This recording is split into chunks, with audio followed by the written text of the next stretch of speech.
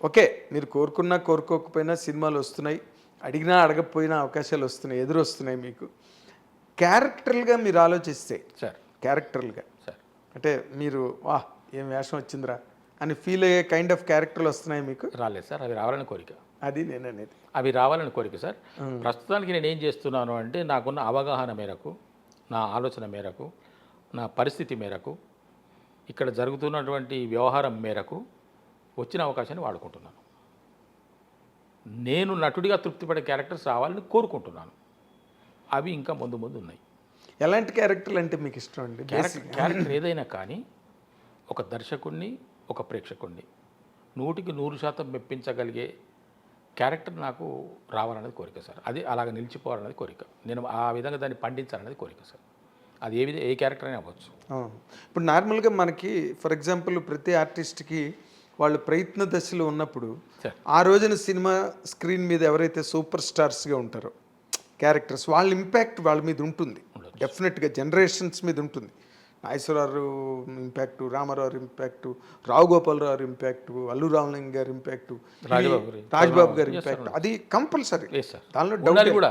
ఉండాలి కూడా. ఎప్పటికప్పుడు రిఫ్రెష్ అవుతుంటారు. ముఖ్యంగా సినిమా యాస్పైరెంట్స్ ఎవరైతే ఉంటారో ఎస్ సార్. వాళ్ళ మీద వాళ్ళ ఇంపాక్ట్ ఎక్కువ ఎస్ సార్. ఉండాలి. అలా మీ మీద ఉన్న ఇంపాక్ట్ ఎవరిదండి? ఎవరిది లేదు సార్. మరి ఇన్ని సినిమాలు చూశారు. రావు గోపాలరావు గారి దగ్గర నుంచి, అల్లు రామలింగ గారి దగ్గర నుంచి, గొల్లపూడి మారుతి గారి దగ్గర నుంచి, కైకాల సత్యనారాయణ గారి దగ్గర నుంచి ఇటీవల ఆర్టిస్టులు అందరూ ఎంతమంది ఈ మధ్య రోజుల్లో ఒక ప్రకాష్ రాజ్ గారు పేరు మోసిన ప్రతి ఆర్టిస్ట్ రైట్. అయితే నేను ఎందుకు వాళ్ళను ఇన్స్పిరేషన్గా కానీ లేకుంటే వాళ్ళని మోడల్గా కానీ తీసుకోవటం లేదు అంటే నాకు నేనే నటుండే అనే ఫీలింగ్ సార్. నాకు బై బర్త్ సార్. అంటే ఇప్పుడు ఈ మధ్య వచ్చింది కాదు ఇది. నేను అసలు నాకు ఊహ తెలిసినప్పటికే నేను సినిమా పోస్టులు చూస్తున్నప్పటికే ఇది మన సినిమానే కదా ఇది అని చెప్పేసి అని ఫీలింగ్ అది. అంటే అదేంటో తెలియదు సార్. నేను చాలా ఇంటర్వ్యూస్లో చెప్పాను. It's fact. నాకు ఊహ తెలిసేటప్పటికే నేను ఒక నటుడిని అనే ఫీలింగ్. అప్పుడు సినిమా రంగంలో చిన్న పుస్తకం వచ్చేది. అవును. సినిమా రంగం జీవిజీ గారు నడిపేవారు. జీవిజీ గారు, తర్వాత విజయ్ చిత్ర, ఇటువంటి సినిమా మ్యాగజైన్స్ తిరిగేస్తుంటే అదంతా నాకు తెలిసిన వ్యవహారం లాగా అనిపించేది సార్. ఆ మ్యాటర్ అంతా కూడా ఈ మద్రాసు, ఈ కోడంబాకము, టీ నగరు, ఇవి అవి కంపతీసి మీకు ఏమైనా పూర్వజన్మ వృత్తాంతం ఉంది ఏంటి? అది నేను చెప్పలేను సార్. ఎందుకంటే అది అలాంటి ఫీలింగ్ ఏమైనా వచ్చిందా మీకు? ఎప్పుడు రాలేదు. ఎప్పుడు రాలేదు. మరి లేకపోతే ఎలా తెలుస్తుంది సినిమా రంగంలో ఉన్నవని? అది తెలుసు సార్. నాకు తెలియదు. అదే అంటే నేను దైవాన్ని నమ్ముతాను, విధిని నమ్ముతాను, గత జన్మ నమ్ముతాను, మరుజన్మ నమ్ముతాను. అదే నాకు ఇప్పుడు మీరు చెప్తుంటే వచ్చింది. కర్మ ఫలాన్ని నమ్ముతాను. పూర్వజన్మ వాసనలు మీకు ఎక్కడైనా కనిపించే? ఏమీ లేవు కానీ నేను ఒక నటుడిని అంతే సార్. ఆ ఫీలింగ్ మాత్రం నాలో ఉన్నది సార్. అందువల్ల మీకు ఎవరు ఇంపాక్ట్ పడలేదు. మనమే నటులు, మళ్ళీ ఇంకోళ్ళని మనం ఇన్స్పిరేషన్ ఏంటని అంతేనా? నేను ఒక నటుడిని అనే ఫీలింగే ఉన్నది సార్ నా లోపల. ఇప్పుడు నేను ఎక్కడ కూడా ఏ కోర్సు చేయలేదు సార్. నాకు ఎవరు గురువు లేరు, ఏ ఇన్స్టిట్యూషన్లో చేరలేదు. మరి అవన్నీ ట్రైనింగ్లు తీసుకొచ్చిన వాళ్ళ ముందే కదా అతను రామానంద్ గారు ఏమో చూడండి ఎలా చేస్తున్నాడు అతనని. అవును సార్. మీరు అక్కడే అనిపించుకున్నారుగా. అవును సార్. అంటే ఒరిజినాలిటీ జన్మతహా వచ్చింది అన్నది నా ఫీలింగ్ సార్. నటన అనేది నాకు జన్మతహా వచ్చింది. నేను ఒక నటుడిని అనేటువంటి అభిప్రాయం నాలో ఉంది. దానివల్ల మీకు ఎవరి ఇంపాక్ట్ మీ మీద పడలా? లేదు. ఈవెన్ సెట్లోకి వెళ్ళినా కూడా వాళ్ళు సీన్ పేపర్ చెప్పి ఇదే అని చెప్పేసారంటే ఇమీడియట్గా దాన్ని నేను ఆవాహన చేసుకుంటున్నాను సార్. అది నాకు తెలిసిపోతున్నది. అవగాహన నేను ఈ విధంగా చేయాలి, ఇది చేయాలి అని చెప్పేసి దాన్ని దేర్ యాక్సెప్టింగ్ ఇట్. ఒక డైలాగ్ ఇస్తారు, ఒక సీన్ ఇస్తారు. ఒక సీన్లో ఒక డైలాగ్ ఉంటుంది సార్. మీరు అతను మాట్లాడుకుంటున్నారండి, ఇది మీరు అతని రియాక్షన్, ఆ రియాక్షన్ తర్వాత మీరు ఇమీడియట్గా డైలాగు ఇవన్నీ అంటుంటారు. ఓకే సార్ అంటాను నేను. ఆ డైలాగ్ ఒకసారి చూసుకుంటే ఇమీడియట్గా వెళ్ళిపోతున్నాను నేను. అదే ఒక్క రిహార్సల్ రిహార్సల్ అంటే మానిటరే. అదే మానిటర్ సార్ ఒకసారి అనుకుందామా అని చెప్పేసి మీ డైలాగ్ చెప్పండి సార్, నా డైలాగ్ చెప్తాను, మనం ఇలాగ చేసుకుందాం సార్ అని అనుకుంటున్నాం. వెంటనే షార్ట్కి వెళ్ళిపోతున్నాం, టేక్కి వెళ్ళిపోతున్నాం. ఓకే. అది నార్మల్గా తెలంగాణ ప్రాంతం నుంచి సార్ నటులు చాలా తక్కువ మంది వచ్చారు. అవును సార్. తెలంగాణ నుంచి ఇంతకుముందు సార్ పైడి జయరాజ్ గారు కానీ ముందు బిగినింగ్ ఒక త్యాగరాజు గారు, కాంతారావు గారు, ప్రభాకర్ రెడ్డి గారు. అంతే సార్. అంతే అంతే అంతే. ఆర్ నాగేశ్వరరావు కూడా ఇక్కడ అయినా కదా? కాదనుకుంటా సార్. కాదా? అయితే ఆంధ్ర నుంచి ఎక్కువ తెనాలి, విజయవాడ సార్. ఇండస్ట్రీ అది ఏమండి? అది ఎందుకు అట్లా జరిగిందంటారు? మీకేమైనా అనిపించిందా అన్నాళ్ళ స్టడీలో? నాకేమనిపిస్తుంది అంటే సార్, ఈ ఆంధ్ర వాళ్ళు ఎక్కువ ఉండడం, తెలంగాణ వాళ్ళు తక్కువ ఉండడం అనేది పాయింట్ దానికి కారణం ఏంటంటే ఈ ఆంధ్ర ప్రాంతంలో ఈ సినిమా అనేది వాళ్ళ వ్యాపకంలో కూడా ఒక భాగం. దాన్ని ఒక వృత్తిగా కూడా స్వీకరించేటటువంటి తత్వం. పైగా అక్కడ నాటకాలు, పౌరాణిక నాటకాలు, చారిత్రక నాటకాలు ఇవి వేయడం పరిపాటి. మంచి మాట అది. పరిపాటి. తెలంగాణలో అది లేదు.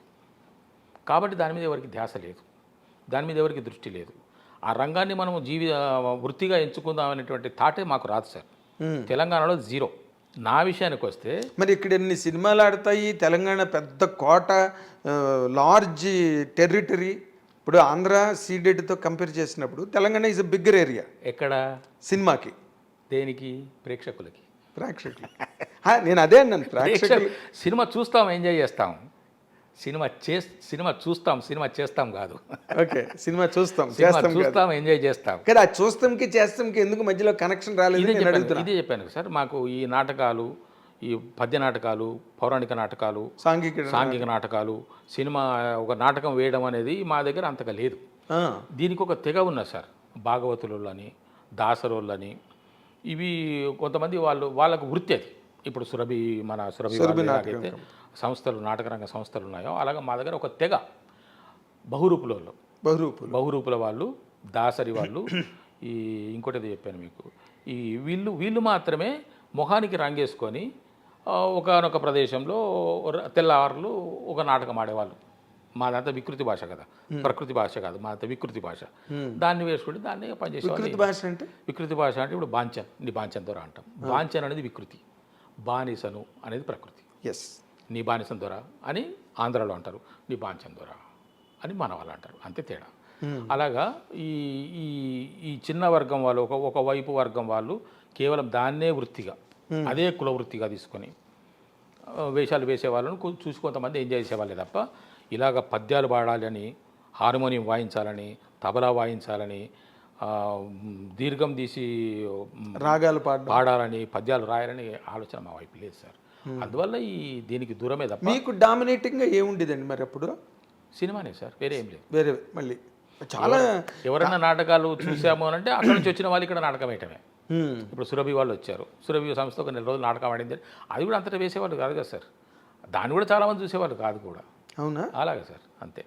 సో మీకు బేసిక్గా ఏదైనా సరే ఎగ్జిబిషన్ మీద లేదు, ఆర్ట్ ఎగ్జిబిషన్ మీద ఇంట్రెస్ట్ లేదు తెలంగాణలో? లేదు, నా భావన, ఇది నా ఒపీనియన్, నా అవగాహన, నా ఆలోచన. కాదు సార్, మీరు తెలంగాణ బిడ్డ. అవును, తెలంగాణ నేను ఎప్పుడు గమనించలేదు. ఎందుకంటే నేనున్నది మెదక్ జిల్లా సార్. నాకు తెలిసి ఎక్కడ తెలంగాణలో ఎక్కడ కూడా లేదు. ఎందుకంటే ఉంటే అంతటా ఉంటుంది కదా సార్.